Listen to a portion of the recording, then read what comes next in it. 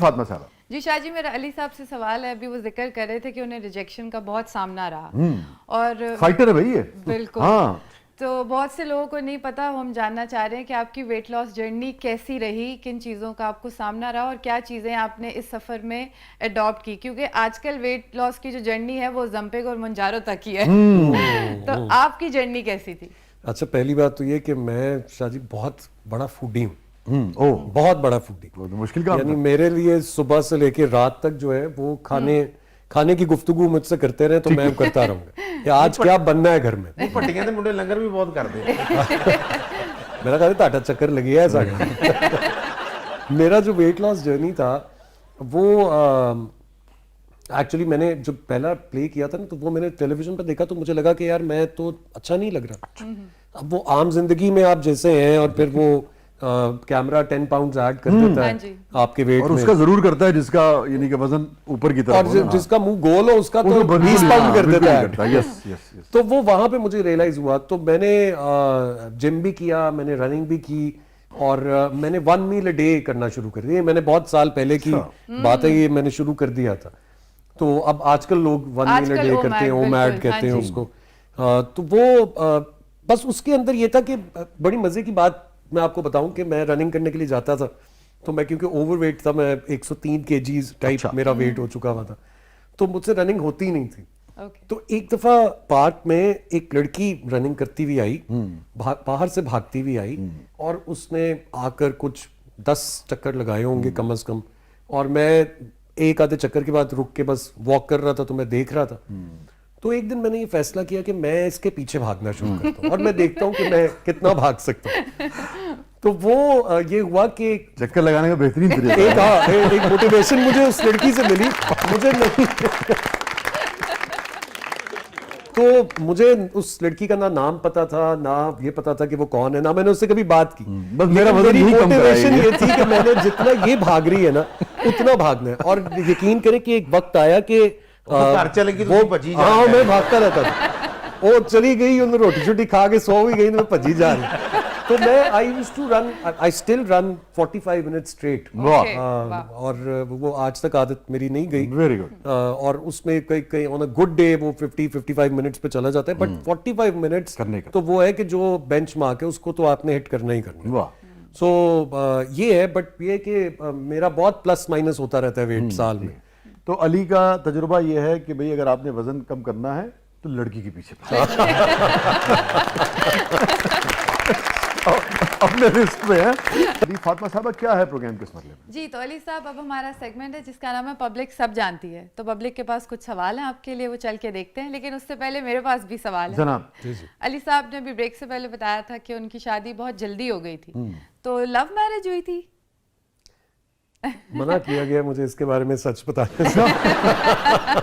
नहीं, आप ये समझिए कि नहीं, मना किसने किया? अब्बू ने मना किया, अम्मी ने किया, बेगम साहब ने किया? आप खुद गेस करें कि इसमें से यार कौन- असल में ना शादी के लव मैरिज के मामले में ना हजारों चीजें होती है। मतलब 40 साल के बाद बुजुर्गों को पता लगता है कि हम जो अरेंज मैरिज हमने की थी बच्चे की, वो तो लव मैरिज थी। अच्छा, मुझे ये लगता है कि बाजुकात, ये आपकी बात से ही बात मेरे जहन में आई है कि बाजुकात जो आपको अरेंज लग रही होती है ना, आपको बाद में जाके एहसास होता है कि ये लव ही था। ये तभी तो आप सारा कुछ प्ले अलोंग कर रहे थे, वरना इतनी आसानी से मेरे जैसा बच्चा अरेंज मैरिज कर नहीं सकता। लेकिन बहरहाल हमारी एक अरेंज लव मैरिज थी। मेरे अब्बा ने हमना को देखा था पहली बार। अच्छा। और हमना मेरी बहुत अच्छी दोस्त थी, मेरी कुलीग थी। अच्छा, आपके खानदान से नहीं? नहीं नहीं नहीं।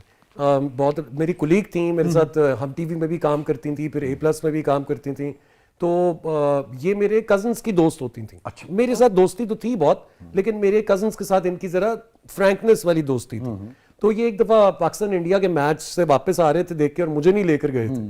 तो वहां पर मेरे अब्बा जी ने इनको देखा और उन्होंने आकर मेरे ऊपर कजन्स वगैरह को कहा कि भाई ये तो बहुत अच्छी लड़की है, तमीज़दार और अच्छी फैमिली की लग रही है, पढ़ी लिखी। तो मुझे जब उन्होंने कहा कि मैंने कहा भाई आप हमना से बात करें, मुझसे क्यों पूछ रहे हैं, मैं तो रेडी हूँ, करा दो, जो मर्जी करो। तो हमना ने फिर अपना बहुत टाइम लिया। अच्छा। फिर वो जाहिर है वो एक अंडरस्टैंडिंग डेवलप हुई थोड़ी बहुत। फिर हमने पेरेंट्स को कहा कि भाई अब आप बातचीत कर लें आपस में। सो ये अरेंज लव टाइप ही है, but I am blessed to have her in my life. मुझे लगता है कि मेरी बीवी जो है उसके बगैर मैं ऑपरेट ही नहीं कर सकता। अल्लाह ताला आपको दोनों को जी बहुत खुश रखे Thank you. और ऐसे ही इस रिश्ते को शादाब रखे और ऐसी दोस्ती के साथ रखे हमेशा। जी